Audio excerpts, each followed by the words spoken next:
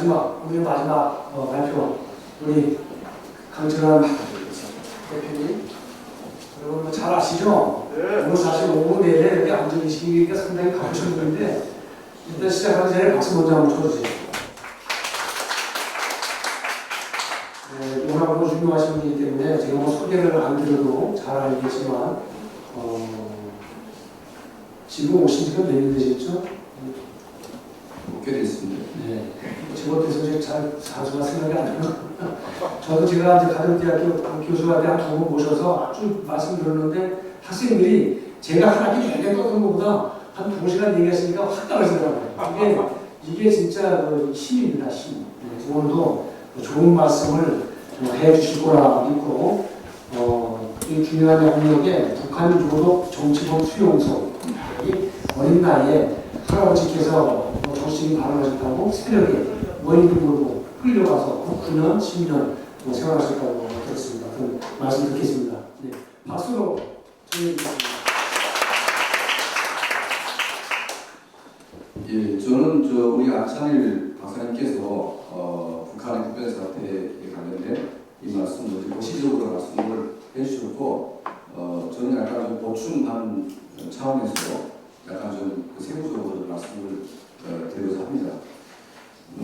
우리 김동민 교수님을 포함해서 많은 전문가 분들이 참 좋은 말씀 해주셨고 그리고 저도 많이 배웠습니다. 근데 이제 한국에서 제가 한 30년 살면서 느낀 것은 대북 정책 하나만큼은 정말 실패를 넘어서서 완전히 폭망했다 이런 생각을 합니다.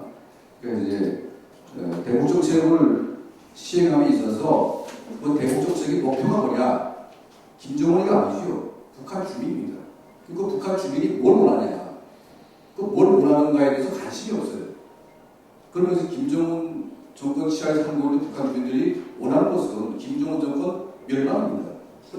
제가 북한 사회에서 24년간 살았고 현재까지 많은 북한 주민들과 거래를 하고 있는데 거의 90% 이상의 북한 주민들이 북한 정권의 멸망을 원하고 있습니다. 그러면 우리 대한민국 정부와 국민들은 그 북한 주민들의 멸망에 우리가 부응을 해서 그들의 입장을 대변해야 되는데 맨날 김정은이 부터 가져가지고 후반날 이제 시간을 보내다 보니까 이 시점까지 온 것 같습니다. 저는 이제 그 북한의 국변 사태가 발생할 수 있는 4가지 요인을 제가 좀 추려봤는데 첫 번째는 김정은 건강, 두 번째는 북한의 도발에 의해서 미국이 김정은 최고 지도부를 서지컬 스트라이크, 정밀 태도하는 사태가 올 수 있다. 이런 부분하고 세 번째는 중국 정부가 탈북자의 강제 북송을 중단하는 날이 오면 북한은 바로 변할 수가 있다. 네 번째는 이제 대규모의 외부 정보가 북한 주민들에게 공급되는 그 순간 이 4가지를 이제 봤는데 김정은의 건강을 빼고 이 3가지는 북한 지도부가 전력을 다해서 이걸 하고 있습니다. 그러니까 미국이 김정은 최고 지도부를 어떻게 공격할 것인가에 대해서 김여정이가 이걸 총괄지휘를 하고 있습니다. 그리고 모든 대외 정보 라인들을 동원해가지고 미국이 어떤 식으로 어떻게 최고 지도부를 공격하려고 하고 있는지 여기에만 관심이 있어요 지금. 왜냐하면 북한은 피라미드 정점에 최고 권력자가 모든 권력을 다 가지고 있는데 그 다 가진 권력자의 정점이 사라지면 북한은 무너지게 돼 있기 때문에 굉장히 취약한 나라죠. 그러니까 최고 지도부만 딱 제거하면 그 순간 북한은 없습니다. 그러니까 이런 취약점 때문에 북한이 굉장히 여기에 신경을 아주 쓰고 있는데 미국이 여기에 얼마나 관심이 있는지 모르겠습니다. 트럼프 정부 초기 때 이걸 아마 이제 생각을 했던 것 같긴 한데 이 부분을 저희가 굉장히 좀 효과적으로 활용을 해서 김정은 세력이 만약 핵을 쓸 경우에 제일 먼저 최고 지도부를 지도 세력에게 제거할 수 있다는 그 명분과 능력을 지속적으로 북한에 보여줄 때 김정은 정권은 절대 해볼 수가 없다 이렇게 보고 있습니다. 탈북자 강제 북송 문제인데 사실은 북한 문제 우리가 아무리 떠들어도 이 문제가 해결되지 않는 한 절대로 북한은 변할 수도 없고 북한 문제는 해결될 수도 없다. 저는 이렇게 생각을 하고 있습니다. 지금까지 그 어떤 정부도 탈북자의 강제 북송 문제에 대해서 정확히 인식하고 제대로 파악한 적이 없습니다. 제가 2005년도에 대학관에 가서 부시 대통령이 만났을 때 제가 이 문제를 가지고 제가 계속 얘기를 했습니다. 제발 미국이 지금 막아달라. 근데 미국 사람들은 그게 왜 중요한지는 몰라요.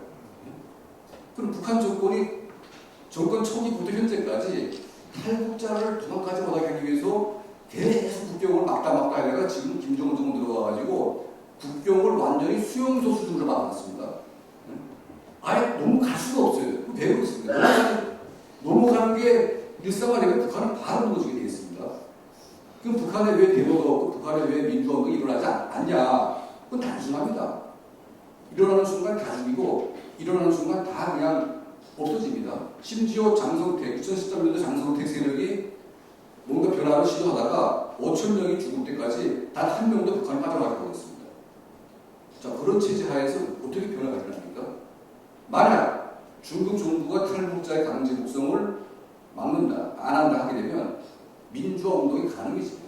왜냐하면 이 사람들이 일어나다가 도망갈 필요가 있으면 도망갈 수 있지 않습니까? 근데 일어나다가 잡히면 다 죽이니까 일어날 수가 없는 거예요, 저는. 그래서 탈북자의 강제 북송을 우리 윤석열 대통령께서 워낙 빠르신 분이기 때문에 중국의 시진핑이하고 좀 붙이면서 이 문제를 강하게 만약 얘기할 수 있고 중국이 이걸 받아들일 수 있다면 저는 아주 의심장한 북한 체제 변화를 우리가 이끌어낼 수가 있다. 핵 문제 아무리 떠들어봐도 이 문제가 해결 안 되면 북한은 걱정을 하지도 않습니다.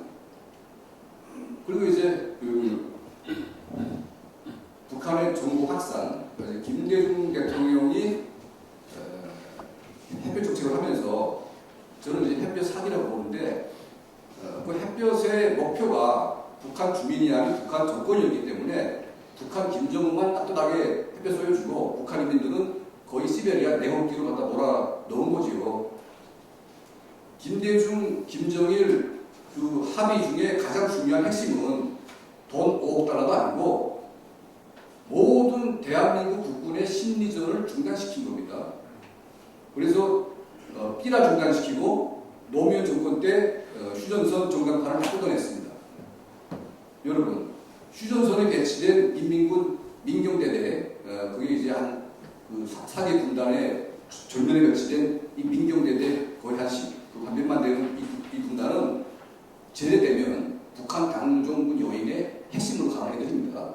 이 민경대대에 있는 이 핵심 군단, 이 군인들이 매일 정강판을 보면서 남쪽 애들의 춤추는 거 보고 노래 부르는 거 보고 다 보면서 다 평가를 합니다. 2018년도 북한 조선지도부 내부 자료를 보게 되면 반체제 운동의 시발점은 어디서 왔냐? 다 휴전선에서 근무했던 인민군 군인들이 거기서 끼라 받아보고 정강판 보고 라디오 듣고 해가지고 거기서 다 촉발된 반체제 운동이 다 그게 발생했습니다. 그게 얼마나 무서운 겁니까, 북한에서는. 그래서 김정일이 그때 이걸 끊지 않으면 나라가 망하니까 김대중에게 이 조건을 고른 겁니다. 그리고 문재인 정권 마지막까지 와가지고 뭐 했습니까? 더불어민주당 바보 같은 것도 먹다 모여가지고 전단지 중지법을 만들어냈는데 더불어민주당 전체가 북한 안에 넘어갔다는 겁니다. 그 꼬라지 딱 하나 보면서. 그러니까 대통령께서 반국가 세력이라고 말씀을 하셨는데 그게 반국가 세력 아닙니까 이게. 북한 주민들이 남쪽 돌아가 보는 게 이거 죄입니까? 근데 그걸 왜 더불어민주당이 떼거지로 앉아가지고 그걸 반대하는 법을 만들어냅니까? 이건 김정은의 하수인이라는 걸 스스로 증명을 한 것이기 때문에 굉장히 심각한 거죠. 네, 마무리를 지금 상당히 과격하게 가시는데. 제가 할 말이 많은데 딱 한 가지 말씀드리고 싶은 거는 대북 정책이 실패하고 여러 가지 요인 때문에 그 기나긴 세월 동안 고통받은 것은 북한 주민들이 아니겠습니까? 근데 그 끝은 우리가 정신 차리고 뭔가 대비를 해야 되는데 현재까지 정말 엉망진창입니다. 다행히도 김정은의 건강 문제가 제가 보는 데는 심상치가 않다. 작년 8월 달에 저희가 정보 라인을 하면서 확인해본 결과 선양 병원에 스텐트 수술하고 이제 김정은이가 뭘 비밀이 나왔다가 들어가 사실을 확인했고 국정원도 이미 암묵적으로 확인을 하고 있습니다. 미국의 CIA 이런 국정원 핵심 라인들이 AI를 돌려놓고 김정은의 건강을 돌려보니까 한 3년 남았다 이런 진단을 했다 이런 말이 나오고 있어요. 정확히 사실인지 모르겠는데 제가 들은 정보는 정확한 얘기인 것 같은 느낌이 있습니다. 그래서 제가 앙셀 박사님께 좀 문의드리고 싶은 거는 만약 김정은이가 급사한다 했을 때 어떤 시나리오가 벌어지겠는지 그게 이제 사실 중요한 겁니다. 그러니까 아무리 견고한 체제도 김정은이가 최소한 50은 넘기고 죽어야 후계자가 일어섭니다. 아무리 북한이 1인 지배 체제라고 해도 후계자를 내가 넘겨준다고 해서 후계자가 되는 게 아닙니다. 이게. 김정은이가 보십시오. 얼마나 후계자가 되면서 자기 고부까지 죽이면서 후계자 자리를 지키고 있지 않습니까? 근데 뭐 딸내미든 무슨 아들 놈이든 후계자 된다고 쳐도 그게 준다고 해서 되는 게 아니기 때문에 그리고 지금 김정은 주변에 현성원이니 김여정이니 기타 등등의 여자들 가득 있는데 거기 어떤 아이가 어떻게 후계자 될지 서로 지금 싸우는 난리가 났어요. 그 집안 싸움이 지금. 그러니까 김정은이가 죽으면 엄청난 폭발력이 일어나는데 거의 아수라장이 될 것이다. 그래서 이걸 정리하는 과정에 저는 북한 정권이 와야 되거나 붕괴되거나 새로운 시스템으로 전환될 수 있는 계기가 오지 않을까 하는 개인적인 생각입니다. 그래서 이 시나리오에 대해서 남 박사님이 말씀해 주시면 감사하겠습니다. 지금 김정은이 84년생인데 올해 어떻게 됩니까? 38입니까? 40도 되기 전에 건강이 대단히 안 좋은 건 다 알려진 사실이고, 둘째, 아까 말씀드린 대로 MQ9 리포가 우리 한국에 전개가 돼서 이것은 순전히 김정은을 암살하기 위한 목적으로 온 미국의 드럼 부대입니다. 대대입니다. 이 킬 대대이기 때문에 이 사람들은 김정은이가 핵무기를 가지고 어떻게 하려고 한다고 할 때 아마 즉각 비행하지 않을까 생각하고, 세 번째는 북한 내에도 여러분들이 많이 생각하시겠지만 북한에 왜 김재규 같은 사람이 오느냐 이런 농담을 많이 하는데, 지금 북한이 김정은이가 최근에 열병식 할 때 보십시오. 그 허위 사용, 과거에는 허위 사용과 하나가 있었는데 지금 무슨 경무국이니 무슨 허위국이니 허위 사령군이 이 김정은을 지키는 그 주위의 부대가 4개 부대로 증강이 됐고, 이 부대는 최강의 무장력을 갖고 있는 충성 분자들입니다. 이것은 결국 김정은이가 자기 생명에 대해서 상당히 위기의식을 느끼고 있고 또 느낄 때가 되었다 이렇게 봅니다. 그렇기 때문에 북한의 급변사태의 변수는 이제 그와 같은 요소로 일어날 수 있고, 이 요소는 항상 내재되어 있다. 어떤 내부적인 충격이 없어도 일어날 수 있는 요인만 해도 한 두세 가지가 되기 때문에 이것이 저는 한반도 통일을 촉진시키는 하나의 변수로 빨리 작용했으면 좋겠다. 그런 희망을 가지고 있습니다. 네, 감사합니다. 네. 이제 프로에서 저 뒤에 빨간 옷 먼저 손 드시기 때문에 제가 보기에는 이번 캠프 데이비드 회담이 어떻게 보면 캠프 데이비드 회담의 전과 후로 가는 아주 큰 역사적인 사건인데 오늘 크게 언급이 되지 않은 것 같아서 조금 아쉬움이 있습니다. 더구나 미국과 일본하고 공동선언에서 자유평화통일을 지지한다는 것이 명시됐다는 것은 이건 엄청난 일입니다. 지금 그러니까 저는 외교 문서가 외화될 때 그 밑에서 진행됐던 것들을 감안하시면 지금 국제적인 지원 이런 말씀을 하시는데, 아니 지금 진행되는 수준이 지금 여기에 논의되는 수준보다 훨씬 앞서가고 있지 않냐는 게 제 판단입니다. 그러니까 달리 말하면 저는 이번 캠프 데이비드 회담을 보면서 46년 육상 전업선, 그러니까 결국은 공산 세력과의 냉전을 예감하면서 남한만이라도 자유 대한민국을 수립해야겠다는 이승만의 전업선언과 유사한 그런 느낌을 좀 갖고, 물론 방향은 좀 다릅니다. 여기는 그러니까 한반도 남쪽에서 일단 단독적으로 수입하자.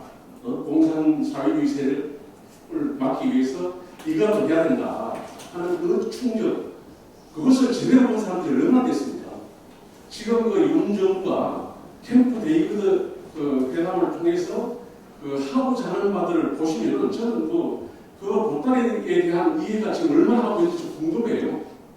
그래서 지금 하여튼 캠프 데이비드 회담에 관한 부분에 대해서 조금 더 집중해서 보실 필요가 있다는 말씀을 드리고, 오늘 이 강수환 선생님 말씀하신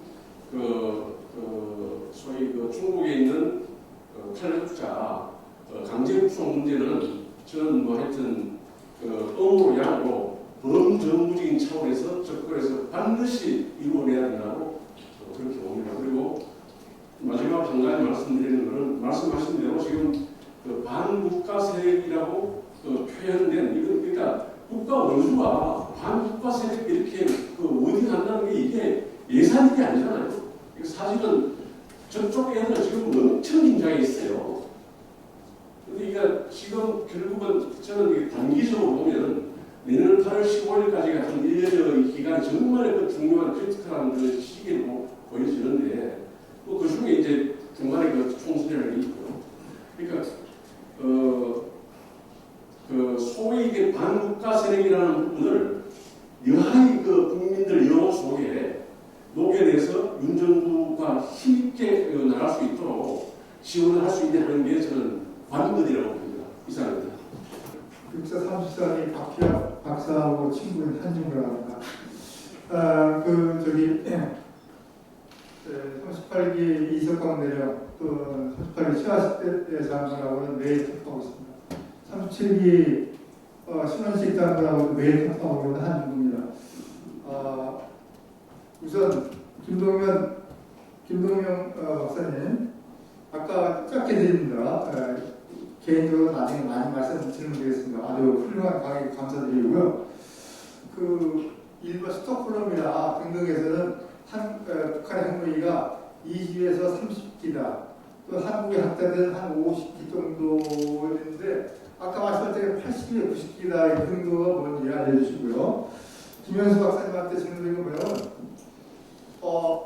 지금 몇몇 학자들이 남북한이 재래식무기로 1대1로 붙었을 때 북한이 초전 3일간은 남한이 100이라면 시뮬레이션으로 북한은 120이다.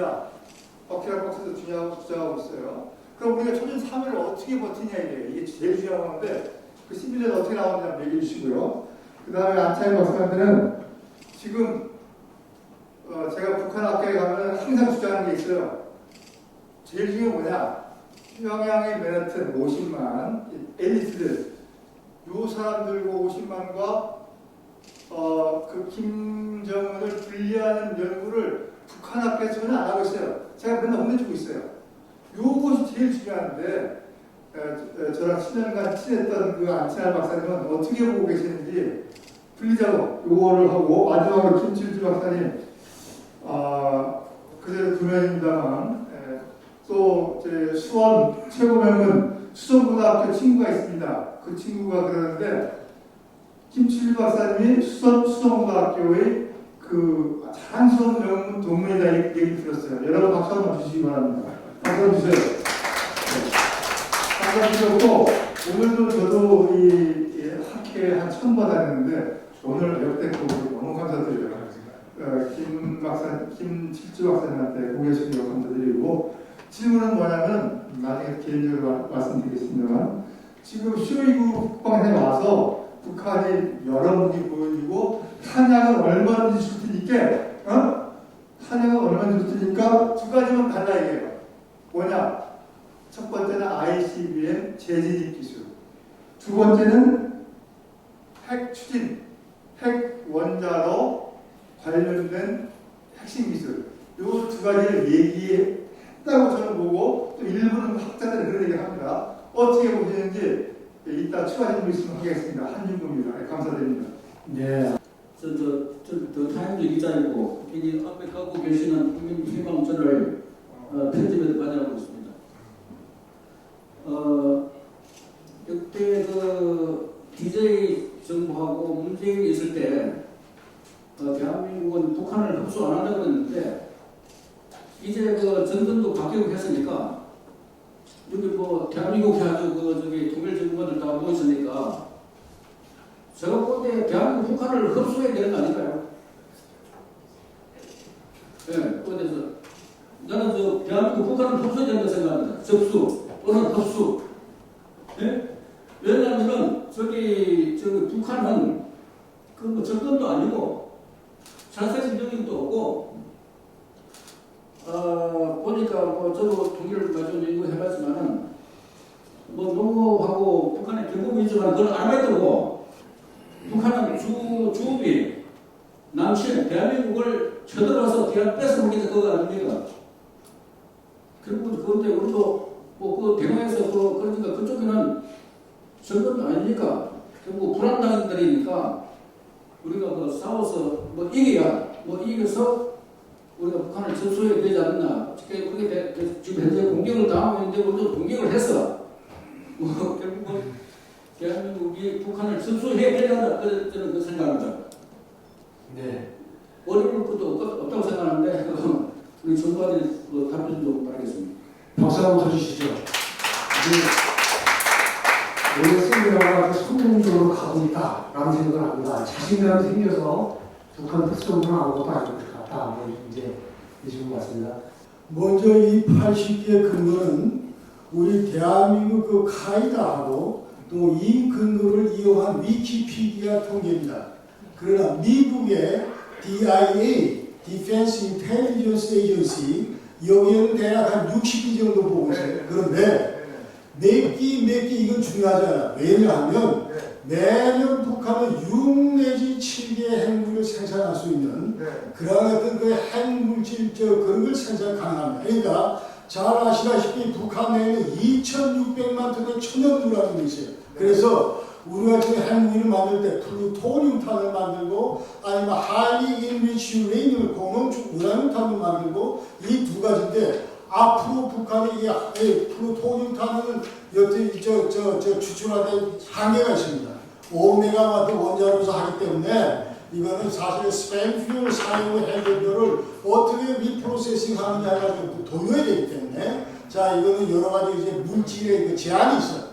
앞으로 60% 이상은 하이리 인리치 유레늄으로 간다는 말이에요. 왜냐하면 완전히 16,000여 개의 그 센트리퓨지스 그 원심 분리기도 있고 그렇기 때문에 여기서 계속 돌리면 그 고농축 우라늄이 나고 이쪽 방향으로 간다 이 말이에요. 이쪽으로. 그렇기 때문에 자 6기 7기는 매년 이제 우리가 가능합니다. 그렇기 때문에 지금 현재 아무도 들여본 사람이 이제 극비기 때문에 그러나 이제 국제사회가 그런 식으로 큰 가능을 얘기를 하고 있고 됐어요? 네. 오케이.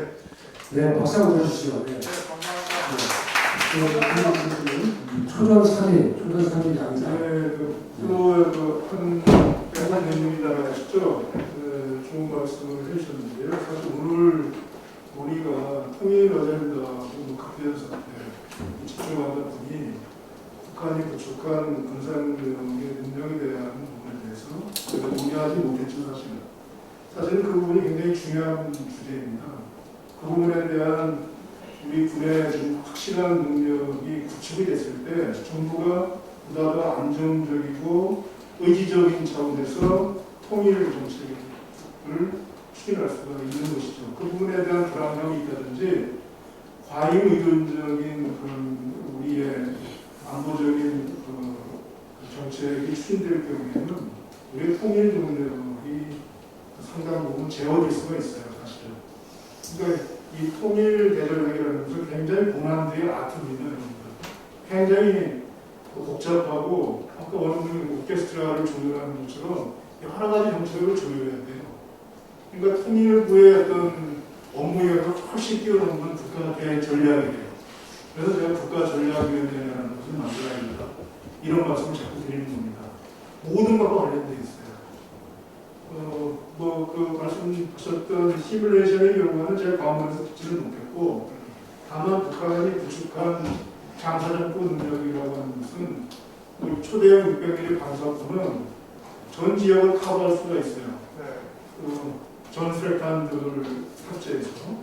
그러니까 전 수력탄들을 탑재한 초대형 600mm 방사포의 어떤 능력의 사정관하에 있는 군사기지 이런 것들에 대한 방어능 뭐 민간 시설은 말할 것도 없고 군의 방어력이라는 것에 대해서 저는 확신할 수 없다고 봐요.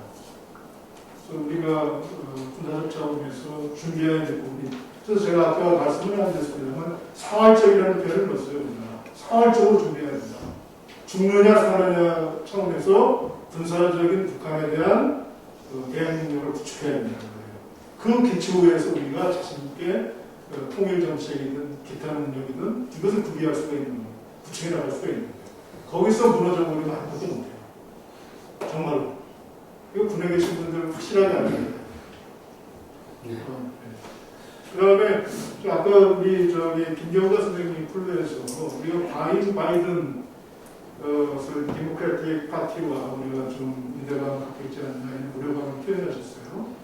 근데 저 개인적으로는 지금 미국의 국내 정치는 사실 말씀드리기가 곤란합니다. 제 입장에서는 미국 국내 정치가 워낙 복잡하기 때문에 다만 한국인의 입장에서 한국의 안보와 평화 통일, 동북아의 평화와 통일, 그러니까 평화와 안전 이것을 바라는 입장에서 보면 우려가 많아요. 사실은. 트럼프 행정부가 내는 나토의 동맹에 대한 어떤 회의적인 태도랄지, 앞서 말씀드렸던 북한 문제에 대한 김정은과 같은 그런 우리 입장에서 보면 반통일 세력과의 어떤 제휴관계를 구축해 나간다는 것 등등 이런 것들은 저희들은 받아들이기가 어려워요. 그러니까 트럼프 행정부가 만약에 액션 플랜 같은 것을 지금 준비하고 있다고 이렇게 이야기가 들립니다만 5만 명의 공무원을 자르겠다는 이런 이야기도 나오고 있습니다. 하여튼 트럼프 진영에서 대한반도 정책에 대해서 이 서울의 이야기를 좀 귀담아 들을 필요가 있겠다. 도쿄가 발빠르게 움직인다는 건 전 과문해서 듣지를 못합니다만 우리 입장에서는 충분히 전달할 통로가 있으면 트럼프에게 한반도 평화 통일에 대한 우리가 확실한 메시지를 전달해 주는 것이 중요하다고 생각을 해요. 그 기초에서 소위 한미 공조가 이루어지고 북한 문제를 갈아나가야 되는 것이지 김정은과의 친밀감을 통해서 무슨 한반도 문제를 풀어나간다는 것은 그건 어불성거예요. 확실하게 전해주세요. 네. 지금 트럼프 전 정부 트럼프로 얘기하신 것은 바이든 얘기한 게 아니고 지금 트럼프 공화당에 유력 후보가 될 가능성이 높다니까. 알겠습니다. 네. 평양시 인구 50만을 어떻게 공중분해시키느냐, 이제 우리 한국에서 연구가 없다. 그런 지적이신데, 북한은 아까 우리 김출주 회장님께서도 말씀하신 바와 같이 백두혈통, 김정은 혈통입니다. 백두혈통이 있고, 백두산 줄기가 있고, 또 만개국의 가문이 있습니다. 이게 다 연결이 되어 있는 것 같지만, 그래서 우리 육사 교수부장을 지낸 이동희 장군인가요? 이분이 한때 말씀하신 게 있습니다. 남북한의 대결은 결국 화랑대와 만경대에서 결판을 내야 된다. 이 말씀이 참 중요합니다. 화랑대, 우리 육사의 그 정신. 그러니까 북한은 만경대 가문이 혈통을 가지고 기술해놓고 이 조선시대가 그냥 이시조선에서 김시조선으로 바뀐 거죠. 절대 다른 사람, 인민군 대대장 이상, 낙동강 줄기 이런 사람 이상 대대장 이상 올라갈 수가 없습니다. 이걸 분해해야 되는데 평양시 인구가 지금 280만 명입니다. 저것대로 인구는 무슨 상원구를 상원 군으로 바꿨다, 상원 구역으로 바꿨다. 그럼 인구는 김정은 마음대로 들었다 하기 때문에 50만 명 정도는 저는 노동당, 군부, 또 정권기관 이런 사람들의 핵심 엘리트들인데 이 사람들 어떻게 공중 분해하느냐. 이것은 결국 심리전이 돼야 합니다. 심리전. 지금 그 사람들은 다 미국의 워싱턴에 RFA 방송을 듣고 있고 VOA 방송을 듣고 있고 또 우리가 보낸 USB를 보고 있고 그래서 저 같은 사람이 휴전선 넘어온 지 지금 40년이 됐는데도 아직도 김정은에 의한 암살 대상자 5명 최고에 들어가 있습니다. 우리 강철환 대표도 들어가 있고 왜 그러느냐. 제가 VOA를 통해서 RFA를 통해서 평양을 계속 엘리트들에게 비판을 날카롭게 하니까 저놈 주둥이를 막아보려라. 그래서 암살 대상이 되어 있는 겁니다.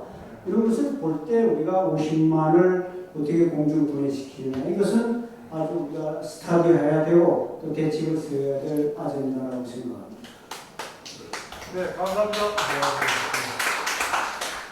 네, 질문을 아주 복잡하게 하셔가지고 저한테 대한 질문에 그 답은 전 질문에 북한이 지금 요새 언론에 계속 나오는 한국에서 북한의 무기 체계가 정말 정밀성이 있는 건지 의심스럽다. 대한민국은 여러분 대한민국은 각종 그 탄도미사일 그런 그 크루즈 미사일이 표적의 핀포인트 공격하는 걸 계속 보여주죠. 한국은 보여줍니다. 근데 북한은 발사했다고 하는 건 보여주는데 어디에 떨어져서 맞췄다 하는 걸 한 번도 안 보여줘요. 그래서 중국도 뭐 쇼맨십이 많아서 러시아도 이번에 우크라이나 전쟁하면서 아 이게 거인이 아니었구나 종이호랑이였구나 뭐 이런 얘기를 하는데 그리고 이제 대한민국이 그래도 군대가 또 K방산이 열심히 해왔기 때문에 이제 시대를 지는 것 같습니다. 또 혹시 마지막 질문 있는 거라고 확인하고 마무리를 하겠습니다. 마지막 질문 꼭 한번 해야 되겠다.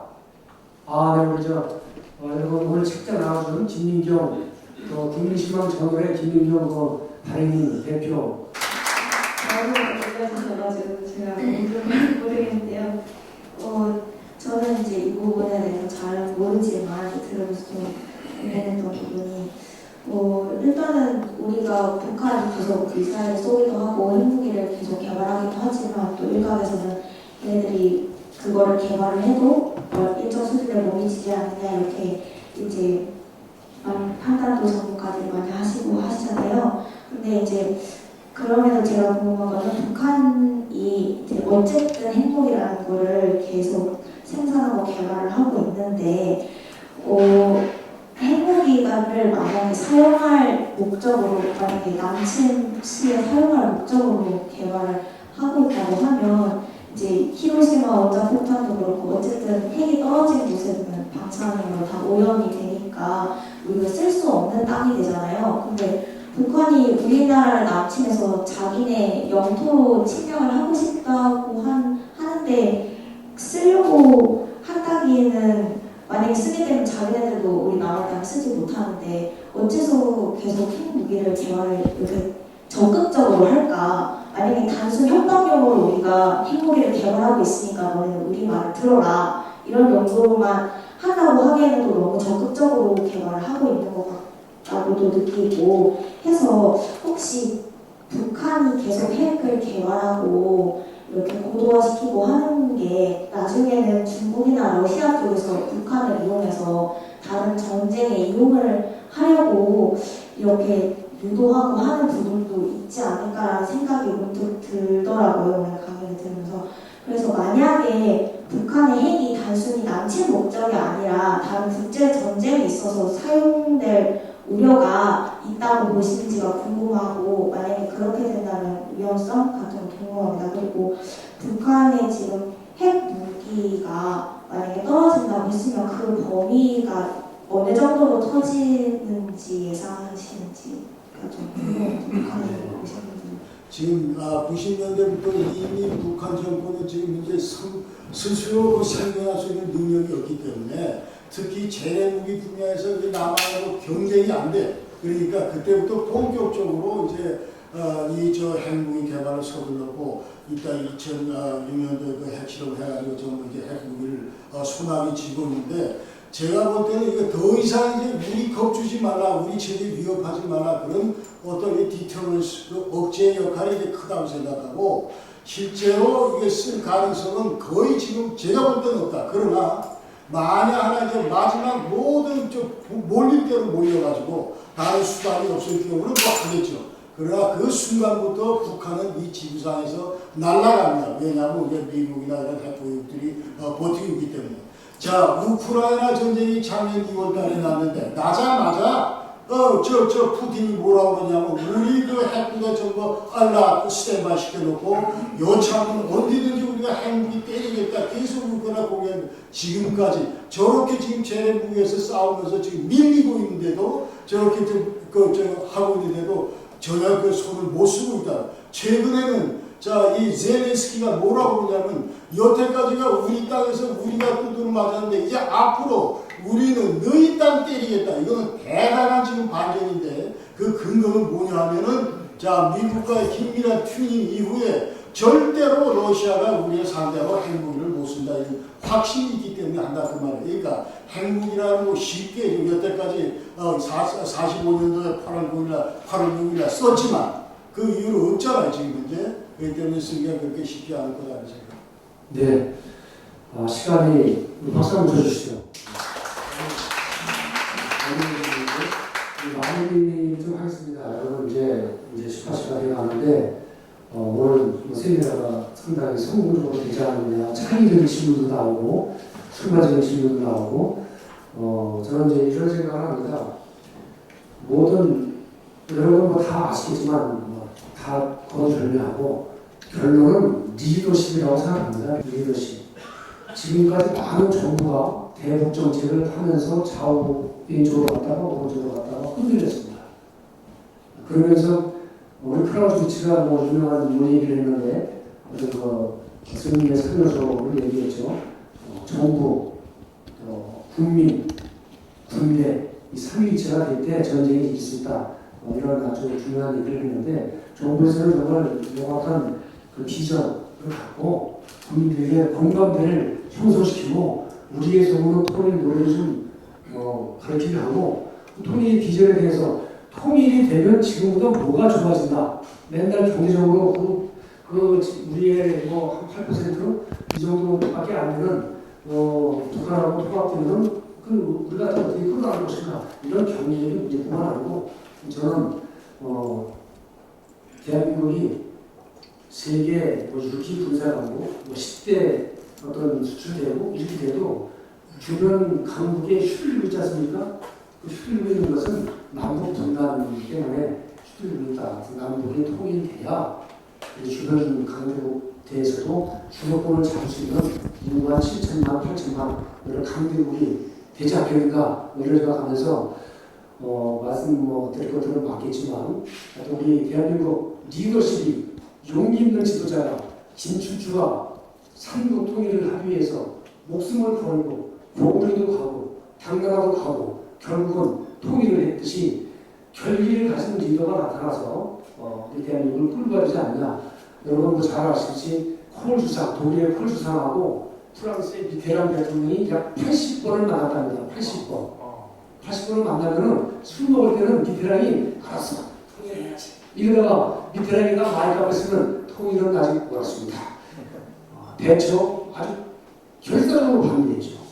그렇지만 부시 대통령이 나오고 고르바초프가 또 지지하고 또 레이건도 그 전에 한마디 하고 뭐 프랑스, 영국이 합의할 때 통일이 된 겁니다. 대한민국 주변 중국, 러시아, 일본, 미국, 남북 참 얼마나 어렵습니까? 결기 있는 지도자가 나와서 비전을 갖고 국민들을 끌고 나가는 그런 시기가 빨리 오기를 바라고 오늘 세미나 마무리하겠습니다. 감사합니다.